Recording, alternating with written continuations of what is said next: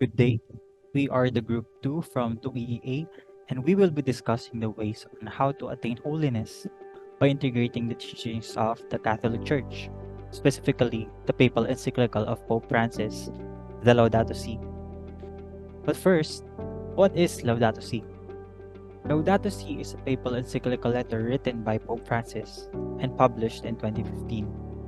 The letter focuses on the theme of ecology and their environment and emphasizes the need for humanity to address the urgent and pressing issues of climate change, environmental degradation, and the depletion of natural resources.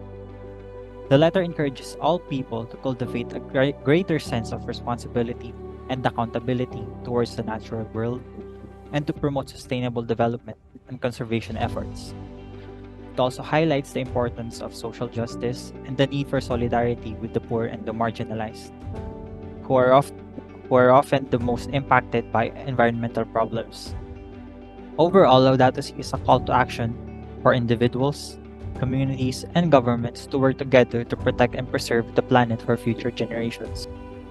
Laudato Si suggests several ways in which individuals, communities, and governments can address environmental challenges and promote sustainability.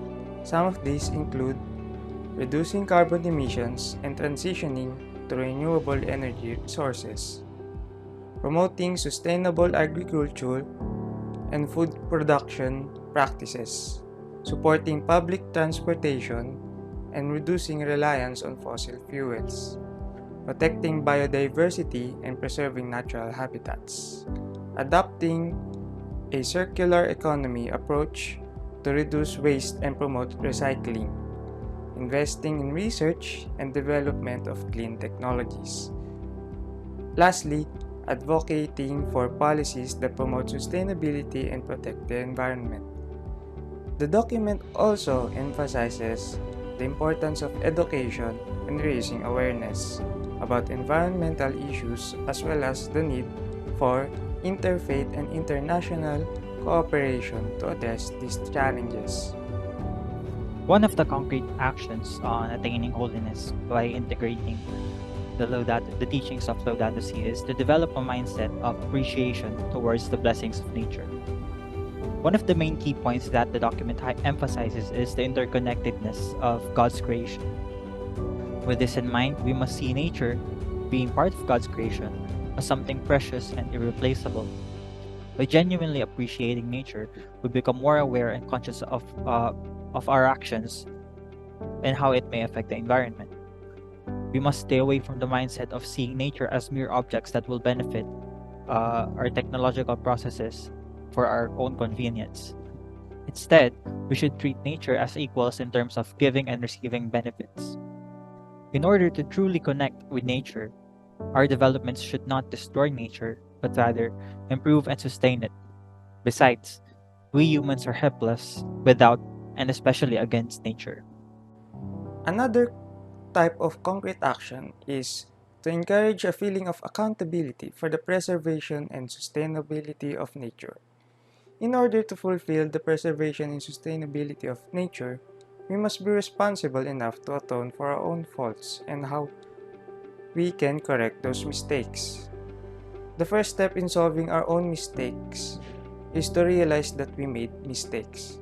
Also, for the people who are having difficulties understanding the weight of the mistakes they make, we must show them and encourage them in realizing our mistake together, and in unity we can make a change. Not only should we take accountability for the mistakes we make that destroy the quality of nature, we should also take responsibility for the good things we do for nature.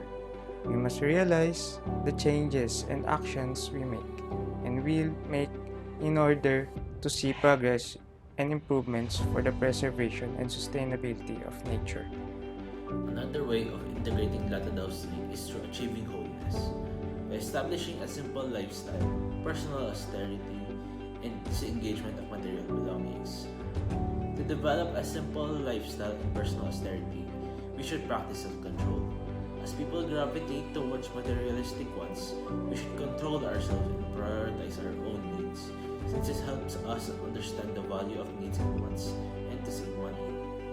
first step is to create a list of needs and wants, since it helps oneself to understand the value of money and lessen spending money on materialistic objects. Second step is to create a budget wherein a person creates a budget for themselves for a week. Since it provides discipline to oneself, it presents a scenario for themselves to be frugal and to be smart with one's money. Overall, it's important to not be tempted to spend an abundance of money towards materialistic objects that would phase out in a decade. Since it's important for us to learn the importance of money and how to be smart whenever we purchase an item. Standing together with the most susceptible individuals is an important step towards creating a more equitable and just society. So here are some steps we can do to support these individuals. So first, we can volunteer. We should find a local organizations that serve marginalized communities and offer your time and skills. This could include volunteering at a food bank, a homeless shelter, or a community center. Next is donate. Consider donating money or resources to organizations that serve impoverished and marginalized communities. Look for reputable organizations that have a track record of making a difference in the lives of the people they serve. Next is advocate. Speak out about the issues that affect vulnerable communities. Attend rallies, sign petitions, and use social media to raise awareness about these issues. And next is educate yourself. Learn about the root causes of poverty, marginalization, and environmental degradation.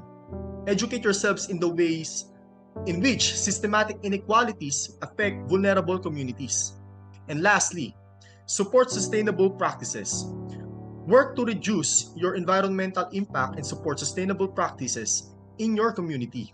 This could include your using public transportation, reducing your energy consumption, and supporting local farmers and businesses. So we should remember that standing together with vulnerable communities is a continuous effort that requires a long-term commitment and action. Thank you. For many people, the existence of God in every aspect of creation is evident in the natural world. They see the beauty and complexity of the world and believe that it could not have come about by chance.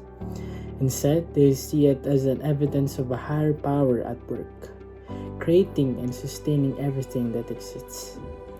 Others may see the existence of God in every aspect of human creation as a more abstract concept, recognizing the divine intangible qualities of human experience such as love, compassion, and creativity. But ultimately, the belief of existence of God in every aspect of creation is deeply personal and a subjective experience, shaped by the individual's beliefs, experiences, and cultural traditions. God is present in every aspect, as evident into everything that is here and present in our world. Everything came from our resources, which those resources came from God.